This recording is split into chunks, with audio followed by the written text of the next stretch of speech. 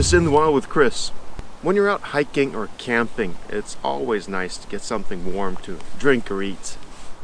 You can always use a thermos for bringing along hot water for your freeze-dried or for your coffee, but a thermos only lasts so long. So unless you're cooking over an open fire, you need some kind of camp stove.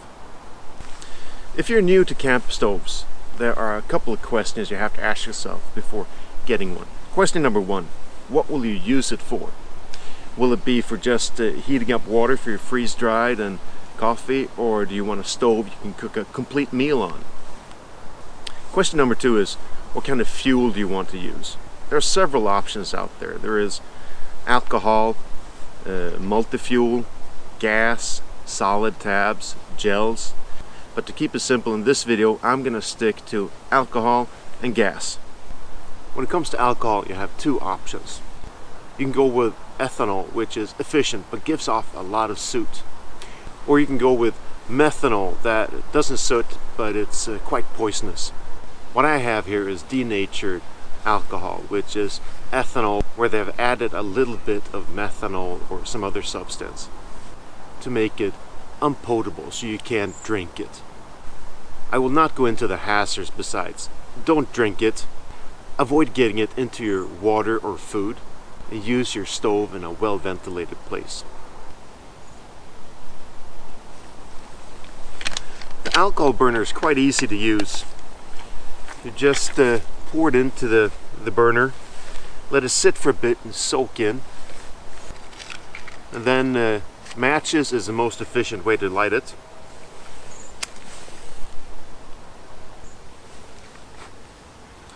There, and this burns with an almost invisible flame. So what are the pros with using an alcohol burner? Now the pros are, it's easy to use. The alcohol is cheap and easy to find in stores. And the burner is a little bit cheaper than gas. Now what are the cons? Well, alcohol is not as efficient as gas. Depending on what kind of alcohol you're using, it can give off a lot of soot. The flame cannot be regulated while you're cooking. It's on or off.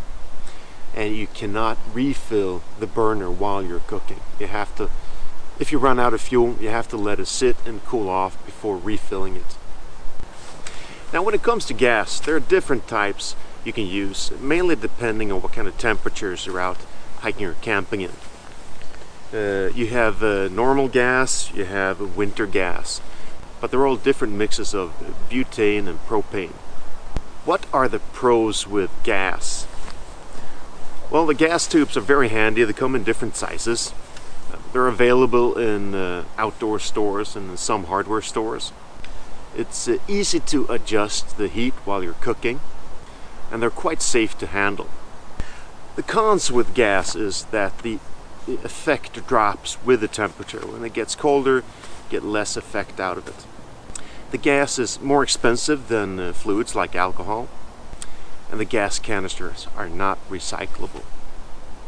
Personally, I only use gas when I'm out camping, but I keep a alcohol burner at home for emergency use. What are the alternatives when it comes to gas stoves? Well, there are a lot of options out there, and it mainly comes down to price, depending on the weight and the materials. But it comes down to burning fuel in order to heat stuff. The difference is pretty much in materials, weight, and price.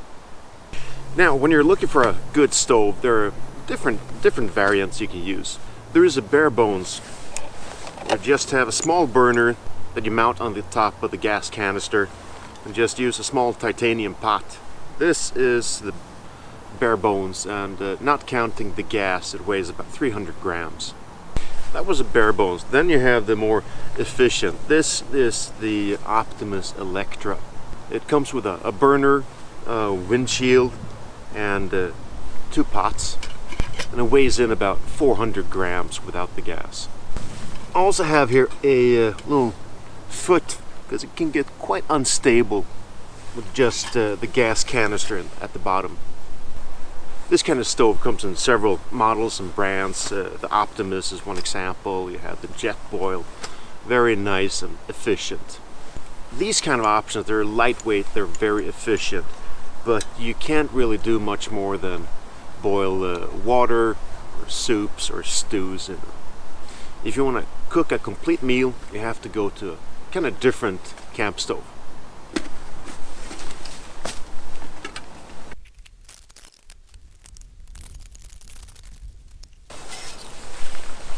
This is a Trango. It's a Swedish brand.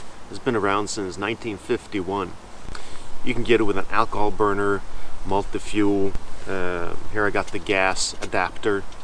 It's a little bit bigger, a little heavier, but with the pots and pans you can cook a full meal. The standard comes with 2 pots and a frying pan and a little handle to handle the hot pots. This Trango is the Trango 27. It's a little bit smaller. There's a bigger variant called the 25. With the gas burner, this Trango stove weighs 880 grams, not counting the gas itself.